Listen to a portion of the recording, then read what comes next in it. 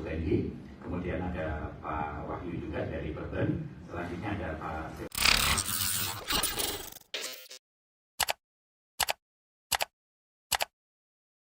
sesi tanya jawab. Cara ringkas seperti itu, urutan agenda, dan tak lupa tentunya kita berdoa dulu sebelum kita mulai, Pak ya. Oke. Untuk mengawali kegiatan ini, marilah kita berdoa menurut agama dan kepercayaan kita masing-masing. Berdoa, dipersilakan.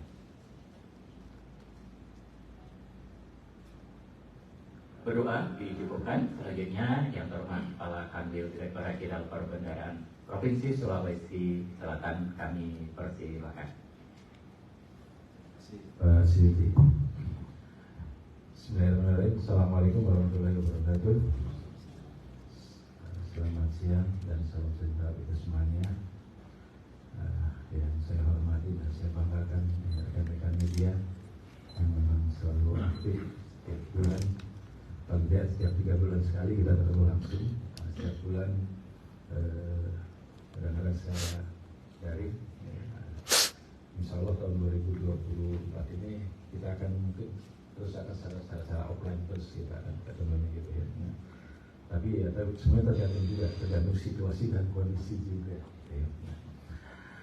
Kemudian juga nih dari Pak Suyuti selaku Kepala BPK, Pak Bagio yang mewakilkan Dijen Pajak, kemudian Pak Stefanus yang mewakilkan Bea Cukai, dan Pak Yatula sebagai yang mewakili dari DJKN, ya. Nah juga nih dari Pak Wahyu dari BPK 2 yang nanti akan mewakili Kanwil Dijen Perbendaharaan.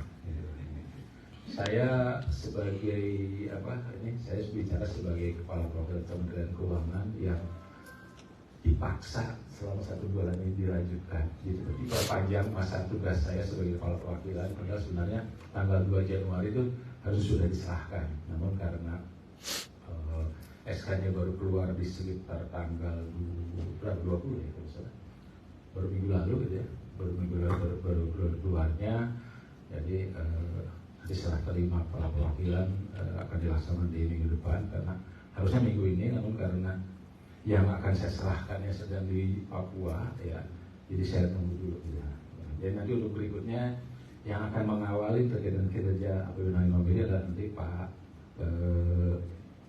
Pak Heri sebagai Kepala Kanwil Direktorat Jenderal Pajak Sultan Batara, yaitu Sulawesi Selatan, Barat, dan Tenggara, yang memang untuk tahun 2024 ini ditugaskan oleh Menteri Keuangan sebagai Kepala Perwakilan Kementerian Keuangan di Sulawesi Selatan.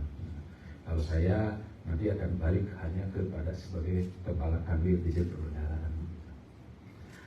Baik,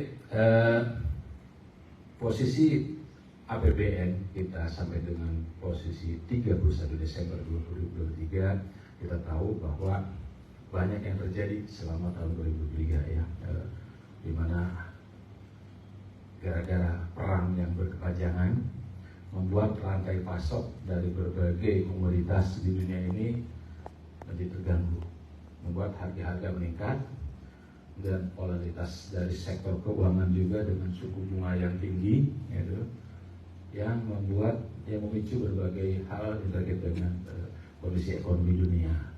Juga tampak ada beberapa pergeseran dari kekuatan global yang tadinya dikuasai oleh Amerika Serikat dan Uni Soviet, ternyata sudah banyak bergerak terkait dengan Tiongkok, kemudian dari Brazil, India yang memang peningkatan. Nah, kemudian juga terkait dengan global ini juga ada beberapa hal yang tentunya berdampak kepada ekonomi di domestik, gitu. Nah, dimana di samping terkait dengan kondisi global tadi, kondisi cuaca pun mempengaruhi juga. Kita mengalami yang namanya El Nino, yang teman-teman di Makassar, Sulawesi Selatan merasakan dampaknya, yaitu pemadaman listrik yang berjam-jam. Itu karena apa? Karena pasokan listrik kita yang sebagian besar dari Danau Poso, itu karena airnya surut, membuat pasokan listrik kita jauh berkurang dari yang dibutuhkan. Nah, Begitu juga dengan kondisi perekonomian di Amerika Serikat yang memang menjadi salah satu impor terbesar yang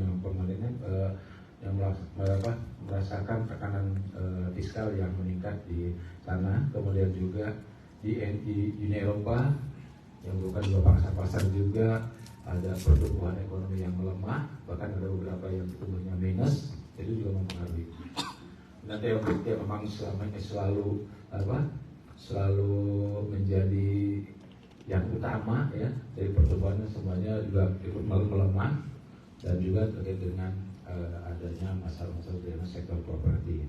Nah, di ASEAN sendiri teman-teman relatif bagus gitu ya, dan menjadi titik tumbuhnya pertumbuhan di ekonomi. Nah, salah satunya dari Indonesia. Kita bisa dikatakan di tengah kondisi inflasi, suku bunga yang tinggi, juga kualitas pasar keuangan, kita berhasil menjaga menjaga dari kepercayaan